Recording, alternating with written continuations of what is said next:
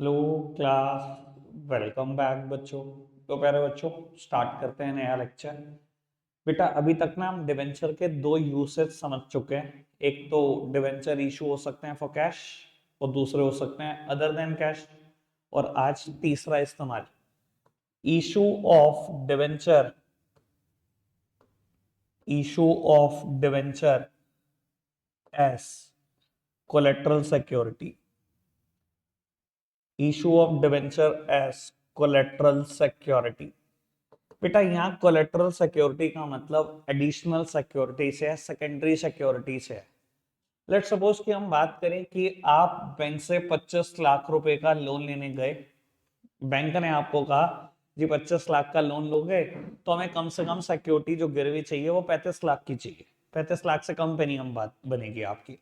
आपने क्या करा, 35 लाख रुपए की एक सिक्योरिटी गिरवी रख दी, एक प्लॉट ऑफ लैंड गिरवी रख दिया। ठीक है जी, एज अ प्राइमरी सिक्योरिटी। लेकिन बैंक ने आपको कहा बिना एडिशनल सिक्योरिटी, बिना सेकेंडरी सिक्योरिटी के भी हम लोन नहीं कर रहे। ठीक है, ये इमोबाइल प्रॉपर्टी है, लैंड एंड बिल्डिंग हमारे पास पड़ी है, पर हमें एक सेकेंडरी सिक्योरिटी भी चाहिए। और सेकेंडरी सिक्योरिटी के तौर पर आपने 9% डिवेंचर 35 लाख रुपए के इशू कर दिए बैंक को। इसे ही बोलते हैं हम issue of debenture as collateral security, यानी कि डिवेंचर ये सेकेंडरी सिक्योरिटी के तौर पर इशू किए गए हैं। बट बेटा इसमें ना कुछ फीचर हैं नए जो नॉर्मल डिवेंचर में नहीं होते। मैं अपने याद रखने के लिए ऐसे रखता हूं, आप भी ऐसे रख लो तो ज्यादा अच्छा है। इन्हें मैं बोलता हूं बेटा अपनी भाषा में डेड डिवेंचर्स। ये जिंदा डिवेंचर नहीं है। ये जिंदा क्यों नहीं है? देखो बेटा, अगर ये जिंदा होंगे तो बेटा दुनिया में कभी कोई लोन लेना ही नहीं चाहेगा, क्योंकि एक तो वो 25 लाख के लोन का ब्याज दे रहा है आदमी, और अगर ये जिंदा है तो यानी कि 35 लाख का 9% ये भी ब्याज देता रहेगा। मतलब लोन लिया एक जगह, ब्याज चल रही है दो जगह, ऐसा तो नहीं हो सकता ना। तो बेटा ये डिवेंचर डेड डिवेंचर रहेंगे, इसके ऊपर आपको कोई इंटरेस्ट पे नहीं करना। लेकिन ये डिवेंचर जिंदा हो सकते हैं अगर आप रेगुलरली डिफॉल्ट करते चले जाओ पेमेंट में, यानी कि इन किस्तों में आप डिफॉल्ट करते चले जाओ। देखो मैं आपको बता देता हूं बैंक कब तक आपको नहीं टोकेगा। बैंक से आपने 25 लाख रुपए लिए, सिक्योरिटी कितनी की पड़ी है उसके पास गिरवी, 35 लाख की। वो 35 लाख तक बिल्कुल नहीं टोकेगा। अगर मैं कहूं इसके ऊपर ब्याज लगता रहा लगता रहा लगता रहा लगता रहा, जब तक ये अमाउंट 35 लाख नहीं हो जाएगी तब तक तो बैंक कुछ भी नहीं कहेगा आपको, बस नोटिस भेजता रहेगा भेजता रहेगा भेजता रहेगा। लेकिन अगर ये 35 लाख हो गया, अब बैंक को लगेगा डर की अगला 1 रुपए का भी इंटरेस्ट बढ़ गया तो मेरे पास उसके लिए सिक्योरिटी नहीं है। जैसे ही 35 लाख होगा, बैंक अपने एक ऑप्शन को एक्सरसाइज करेगा और ये जिंदा हो जाएंगे। फिर आपके ऊपर डबल इंटरेस्ट लगना शुरू हो जाएगा, लोन का भी इसका भी। समझ में आती है बात? कोई दिक्कत कोई परेशानी तो नहीं? अब ये तो बात हुई थ्योरेटिकली, अकाउंटिंग ट्रीटमेंट क्या है उसको जान लेते हैं। ठीक है जी। तो बेटा मैं एक एग्जाम्पल लिख देता हूं, उसी से ही अकाउंटिंग ट्रीटमेंट को जान लेंगे हम। ठीक है जी। एक्स वाई जेड लिमिटेड, आप मेरे साथ साथ एग्जाम्पल नोट डाउन कर लो।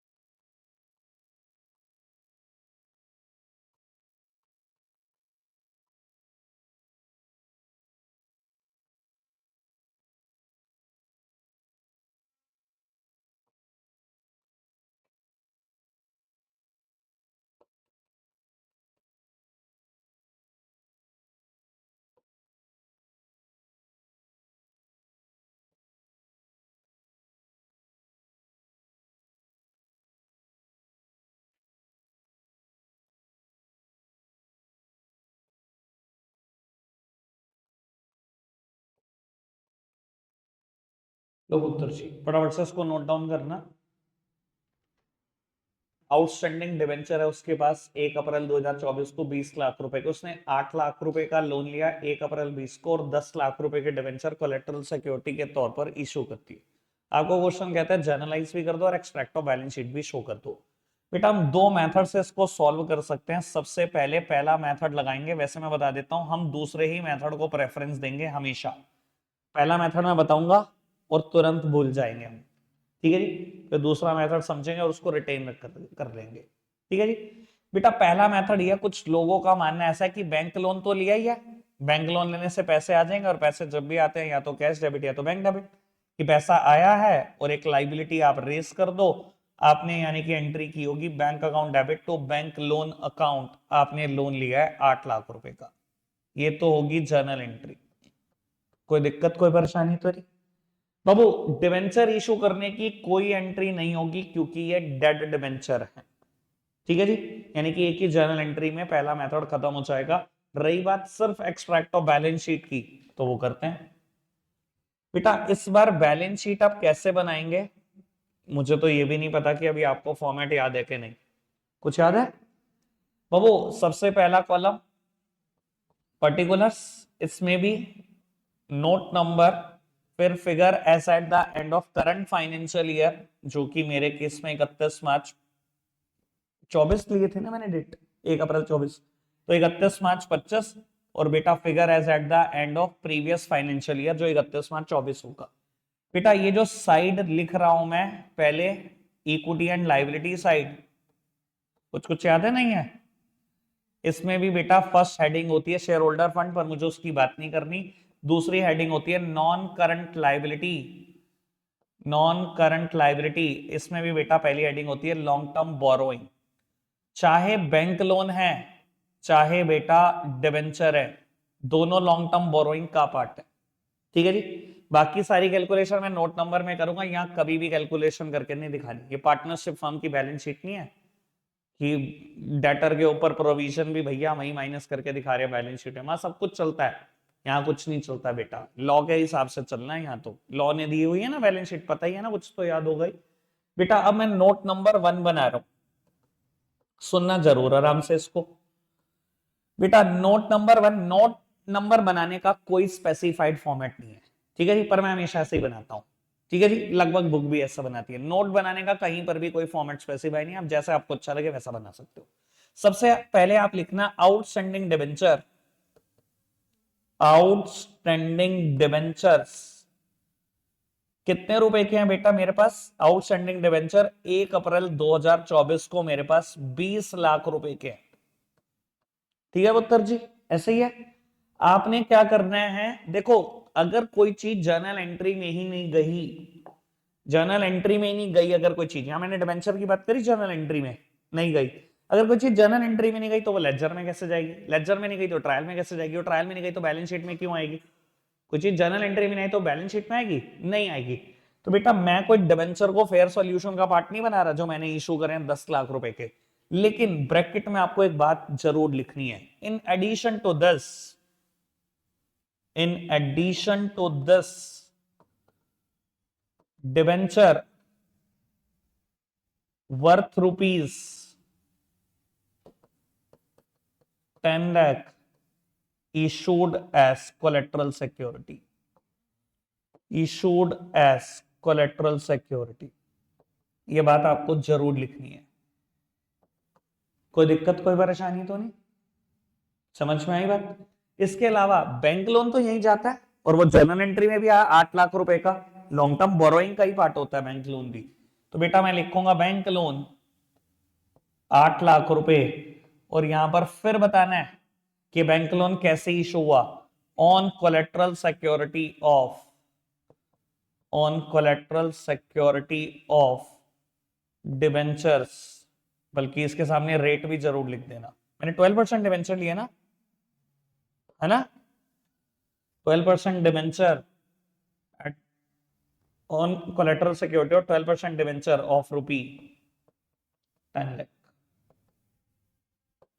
और ये आ गया टोटल 28 लाख, ये चला जाएगा बैलेंस शीट में।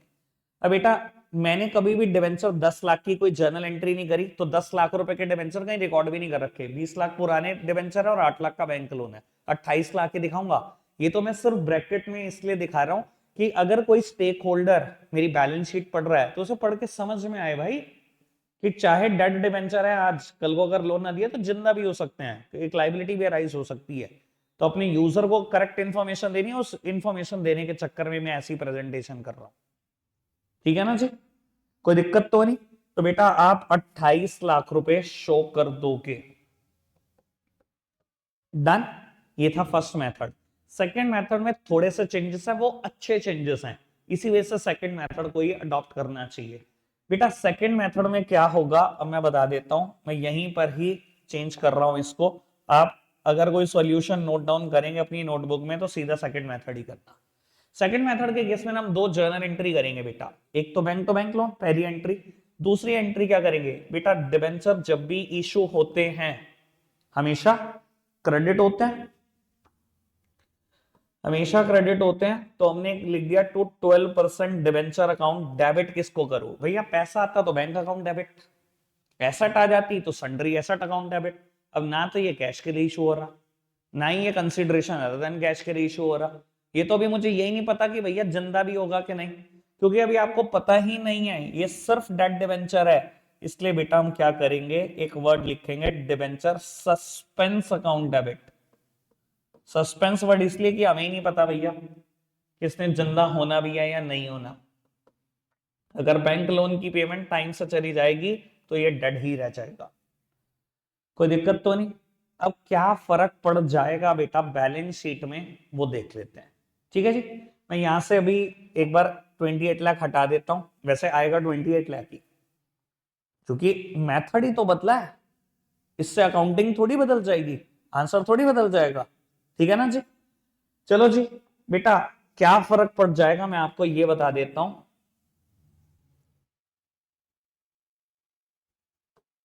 बेटा बैंक लोन की प्रेजेंटेशन पर कोई फर्क नहीं पड़ेगा।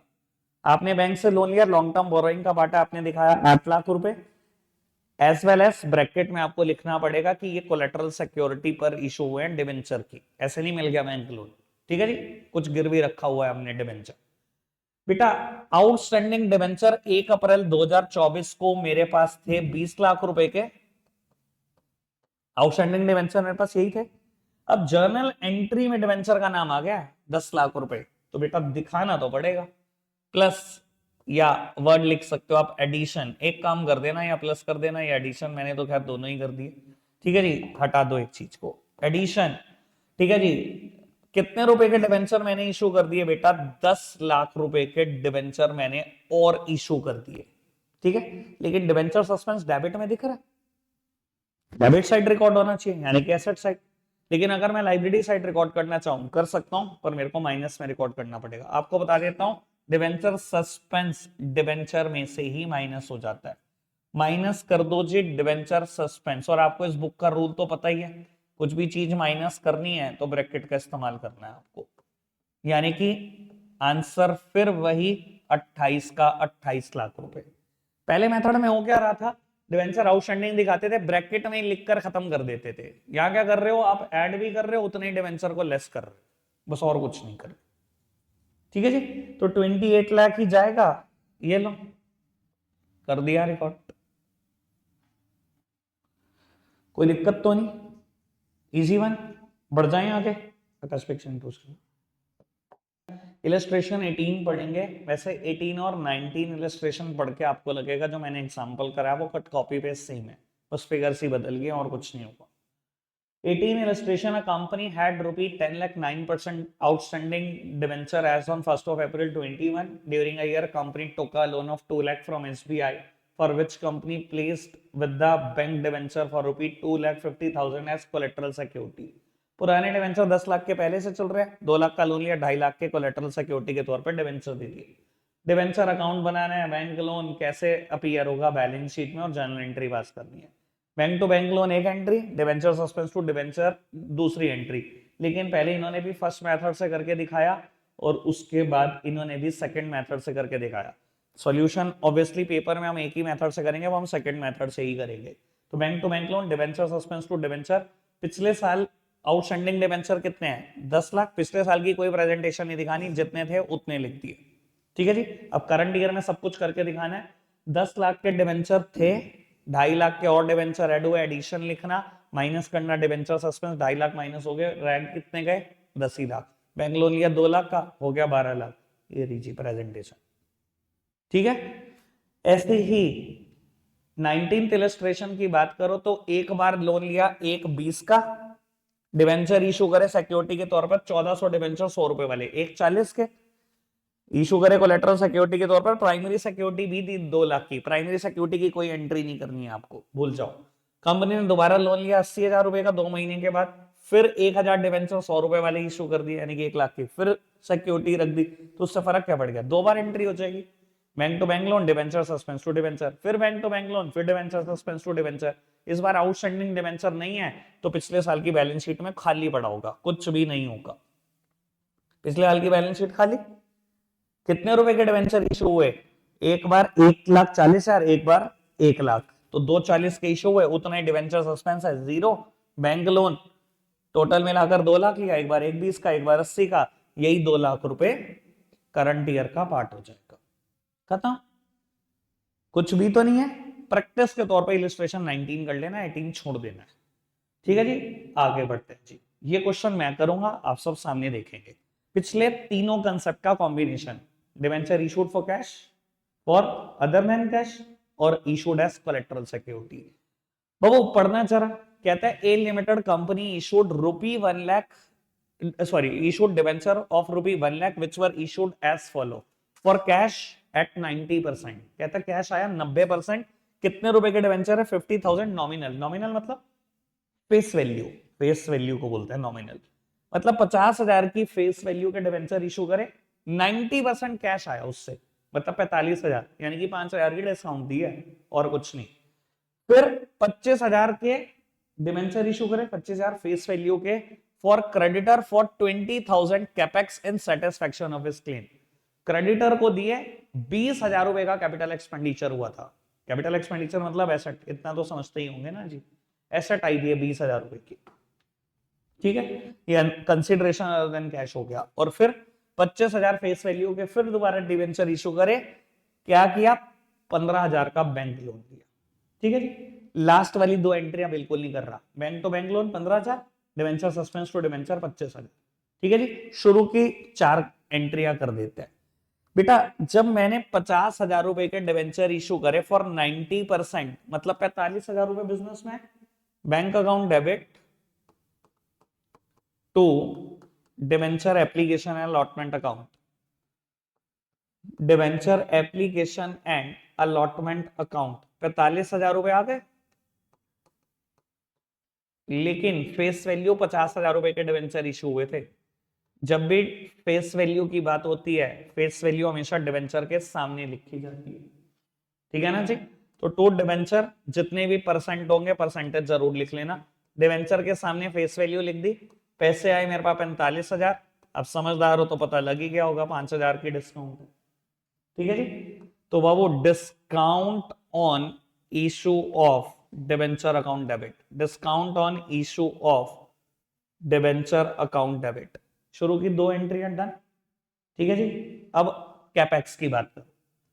उसने कहा क्रेडिटर को भी दिए 20,000 रुपए की कैपेक्स ली थी, उसके बदले में 25,000 के डिबेंचर। अच्छा जी, कैपेक्स मतलब एसेट, तो sundry assets account debit to vendor 20,000, और उसके बाद वेंडर डेबिट 20,000। बेटा आपने वेंडर को डिबेंचर दिए, डिबेंचर के सामने फेस वैल्यू जाएगी, और फेस वैल्यू है 25,000। अब समझदार को इशारा काफी, फिर 5,000 रुपए की डिस्काउंट है, 25,000 के डिबेंचर दिए, सामान आया 20,000 का। ठीक है जी, तो फिर 5,000 रुपए की डिस्काउंट है, discount on issue of debenture account. ठीक है जी, आखिरी की 2 एंट्रियां मैंने करनी है, bank to bank loan 15,000, debenture suspense to debenture 25,000। जो बात भूलनी नहीं है वो ये है कि डिस्काउंट राइट ऑफ करके जरूर आनी, ठीक है ना जी? कर दोगे write off, SPL to discount on issue of debenture 10,000 रुपए राइट ऑफ कर दो, आपकी ड्यूटी खत्म, ठीक है? आगे बढ़ जाते हैं जी एक और क्वेश्चन की तरफ। सिमिलर क्वेश्चन है, बिल्कुल सिमिलर क्वेश्चन, जर्नल एंट्रीज की आप करोगे, मैं एक्सट्रैक्ट ऑफ बैलेंस शीट बनाऊंगा। M limited issued 10,000 8% debenture of 100 each at a premium of 10%, purchase करी प्रॉपर्टी प्लांट इक्विपमेंट 2.5 लाख रुपए के और लाइबिलिटी ली 40,000 रुपए की, उसके बदले में इशू करे 8% debenture at a premium of 5% to vendor. On the same date, it took a loan from bank for 1 lakh, issued 8% debenture as collateral security, journal entry भी और extract of balance sheet भी prepare करना है। वही कहानी है, पहले cash आया, फिर एसेट्स लाइबिलिटी आई और फिर बेटा बैंक लोन भी लिया, ठीक है जी? अगर कभी ये ना बताए, जैसे कि इसने बताया कि बैंक लोन लिया 1 लाख का और ये बताया कि डिबेंचर इशू कर दिया कोलेटरल सिक्योरिटी, ये नहीं बताया कितने रुपए के, तो 1 लाख रुपए के। वैसे तो कभी ऐसा होगा नहीं, हमेशा सिक्योरिटी कुछ ज्यादा अमाउंट की होती है, पर इसने नहीं बताया तो हम 1 ही लाख लेंगे। अब बेटा जर्नल एंट्री आप करोगे, लेकिन क्वेश्चन है एक्सट्रैक्ट ऑफ बैलेंस शीट, तो वो मैं प्रिपेयर कर देता हूं, आप सामने देखेंगे बेटा, बिल्कुल सामने। देखो बेटा, एक्सट्रैक्ट ऑफ बैलेंस शीट ये हाईएस्ट लेवल का क्वेश्चन हो सकता है। अगर कोलेटरल सिक्योरिटी से या शुरू के 3 कंसेप्ट जज करने का मूड हो ना टीचर का, इससे हाईएस्ट लेवल कोई हो ही नहीं सकता। एक सेकेंड, अगर बेटा मैं बात कर रहा हूं कि मुझे extract of balance sheet prepare करना है, तो मैं आपको सिखा देता हूं, कोई बहुत मुश्किल चीज नहीं है। देखो एक साइड को फोकस कर लो पहले, इधर डेबिट और क्रेडिट। देखो डेबिट साइड को फोकस करोगे तो मिलेंगी एसेट्स, क्रेडिट को फोकस करोगे तो मिलेंगे लाइबिलिटी। जो आप कहते हो, जहां से आप कहते हो वहां से शुरू कर देते हो, बताओ क्या करें? डेबिट करें फोकस, क्रेडिट करें? डेबिट करें, चलो डेबिट करो, निपटाओ। बाबू पहले बैंक डेबिट हुआ 11 लाख का, एक एसेट मिल गई, डिबेंच 8% debenture application allotment account debit हुई 11 लाख की। पर इस डेबिट को इग्नोर करना, क्योंकि फर्स्ट एंट्री में जितना क्रेडिट है उतना ही ये डेबिट है, तो ये तो कैंसिल हो गया। अभी बैंक है 11 लाख रुपए का, प्रॉपर्टी प्लांट इक्विपमेंट मिला 2.5 लाख का, bank 11 lakh, property plant equipment 2.5 lakh. Vendor, बेटा इस डेबिट को इग्नोर करना, क्योंकि फर्स्ट एंट्री में जितना वेंडर क्रेडिट है उतना ही नेक्स्ट में वेंडर डेबिट, इग्नोर करो जी। फिर दोबारा बैंक में पैसा आ गया 1 लाख, 11 और 1 12, ठीक है जी? डिवेंचर सस्पेंस, ये डिवेंचर में से ही माइनस हो जाता है, तो ये भी इग्नोर कर दो ही है बस। कहां कहां दिखाऊं? प्रॉपर्टी प्लांट इक्विपमेंट को नॉन करंट एसेट, पहली item property plant equipment and intangible assets, उसमें भी प्रॉपर्टी प्लांट इक्विपमेंट वहां चला जाएगा 12 लाख, ठीक है? 2.5 लाख, सॉरी 2.5 लाख, 12 लाख का बैंक है, तो करंट एसेट्स उसमें भी कैश एंड कैश इक्विवेलेंट उसके सामने चला जाएगा 12 लाख रुपए, ठीक है जी? 14.5 लाख की बैलेंस शीट होगी, ठीक है जी?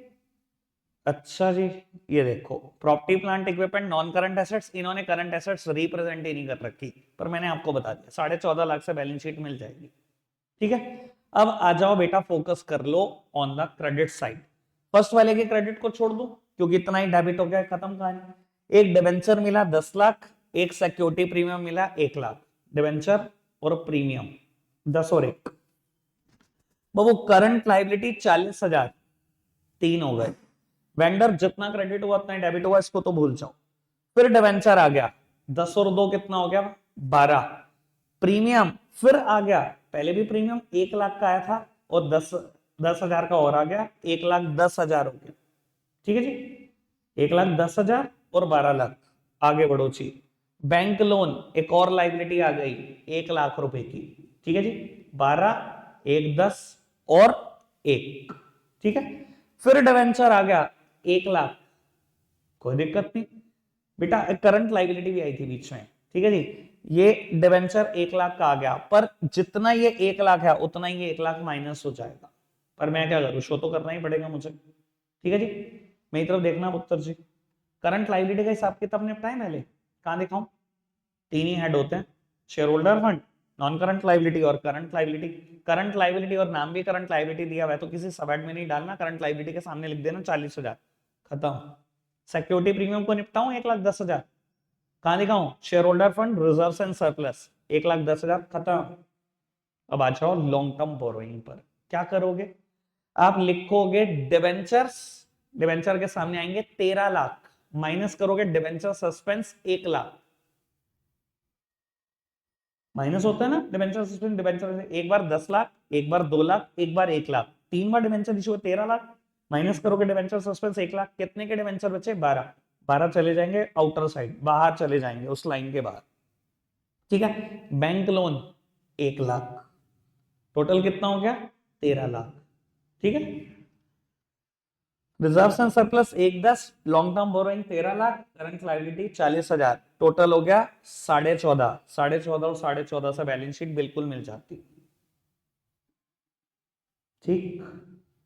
ऐसा तो कोई मुश्किल लेवल नहीं है, ठीक है जी। अब आपके लिए सिर्फ 2 होमवर्क है यहां से। आपको बेटा एक इलस्ट्रेशन नंबर 21 खुद से जर्नल एंट्री, खुद से बैलेंस शीट बनानी है जैसे मैंने सिखाई, ठीक है। 21 इलस्ट्रेशन और 19 इलस्ट्रेशन, बस, ठीक है जी। 2 ही होमवर्क है फिलहाल, रखते हैं आज के लिए इतना ही है प्यारे बच्चों, बाय बाय।